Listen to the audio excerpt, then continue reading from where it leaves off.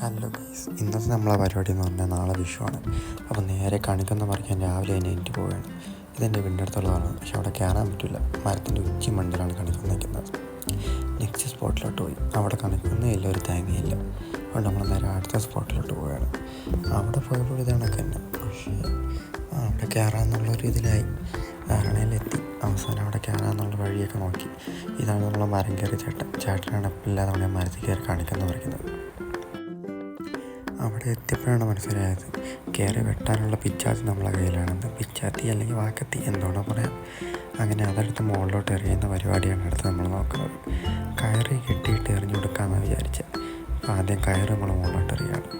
ഇവൻ വേറെ പൊട്ടനാണ്, ഇവ എറിഞ്ഞത് വീഴത്തൊന്നുമില്ല. അവസാനം ആ കയറി ഞാൻ തന്നെ എറിഞ്ഞ് മുകളിൽ കൊടുത്തത്. എന്നിട്ട് അവൻ അതിൻ്റെ അറ്റത്ത് കത്തി കെട്ടി അവൻ മുകളിലോട്ട് ആക്കുന്നതേ ഉള്ളൂ. വേറെ ഉപയോഗമില്ല അവനെ കൊണ്ട്. അങ്ങനെ കുറേ മരച്ചില്ലയെല്ലാം വെട്ടി അതിൽ നിന്ന് കുറേ കണിക്കൊന്ന കിട്ടി. നാട്ടുകാരെല്ലാം വന്ന് കുറേ കൊണ്ടുപോയി. നമ്മളിൻ്റെ ദാനശീലരായതുകൊണ്ട് കുറേ ആൾക്കാർക്ക് കൊടുത്തു. ഇതെല്ലാം കഴിഞ്ഞ് നേരെ അടുത്ത് നമ്മൾ പോകുന്നത് കുളത്തിലോട്ടാണ്. നേരെ കുളത്തിൽ പോയി അവിടെ നിന്ന് ഉറുമ്പ് പിടിച്ച വേദനയെല്ലാം നമ്മൾ ഈ കുളത്തിൽ ചാടിയപ്പോൾ മറന്നു. നല്ലതായിട്ട് നീന്താനൊന്നും അറിയില്ലെങ്കിലും ഒറ്റയ്ക്ക് നീന്തി രക്ഷപ്പെടാമെന്നുള്ളൊരു ധാരണയെ ചാടിയതാണ്. അത് കഴിഞ്ഞൊരു ചായ, ഒരു പരിപ്പൊടി.